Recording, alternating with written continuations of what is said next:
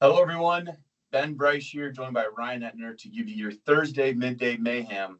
And Ryan, we got through a little bit of a holiday in the middle of the week, kind of awkward, right? Yeah. We don't really haven't been seeing that for the past few years, and now I get used to it. Yep.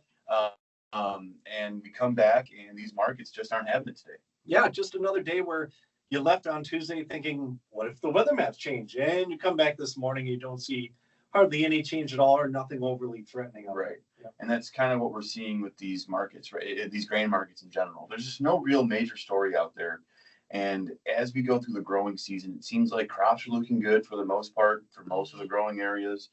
Guys are happy with maybe what the production might look like, but no one is happy with these prices. Yeah. And it's just one of those deals where, we got to try to figure out a way to be smart about this, whether that's cash marketing, but like we said, these cash prices out there with where these futures are trading at and what you can get for cash.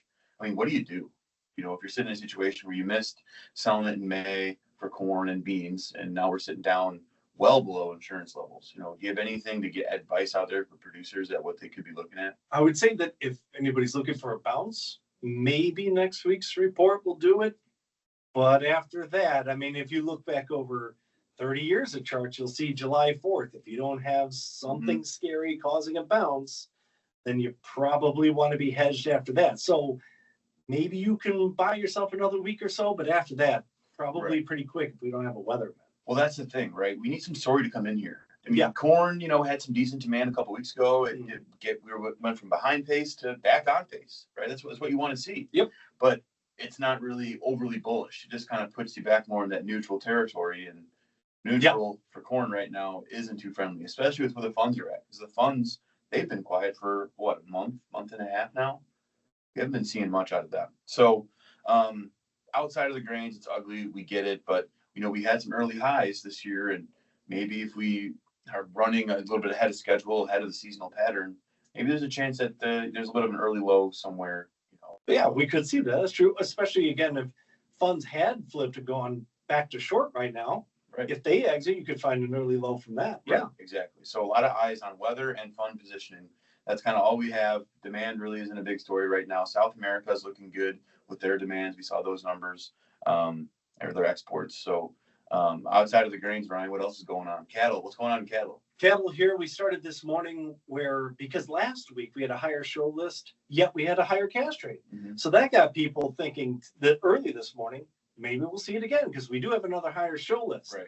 And they were pre-pricing and maybe it'll be $1 or $2 higher. And the first bid came out $2 lower. So a little disappointing. That bid may move up, but initially when you saw $2 lower, when you thought maybe it'll be $2 higher, right, a little disappointment there. But boxed beef is still doing okay. So as long as boxed beef is solid, then the long-term outlook still. When you say boxed beef is doing okay, because boxed beef was on fire for a while. Yes. And then now the markets have kind of got to this resistance area, and boxed beef is. Yeah.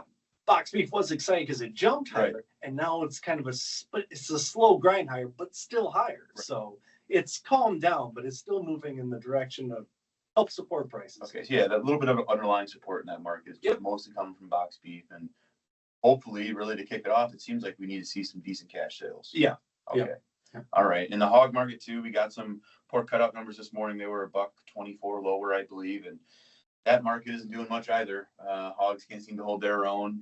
Cattle is, like Ryan said, it's not really running. It's not running higher. You're just kind of chopping around. It seems like that's what a lot of these markets, whether that's grains or livestock, are just kind of trying to figure out where do we go from here, right? And we're going to be talking about that on our report snapshot for the quarterly grain stocks coming up here in the middle of the next week. We got a big report on Friday, so keep your eyes out for that. And then we also have our summer conference coming up here in the beginning of July. So guys, keep your eyes out for that. Markets are fairly quiet. Thank you for joining us, Ryan. Thank you for being on.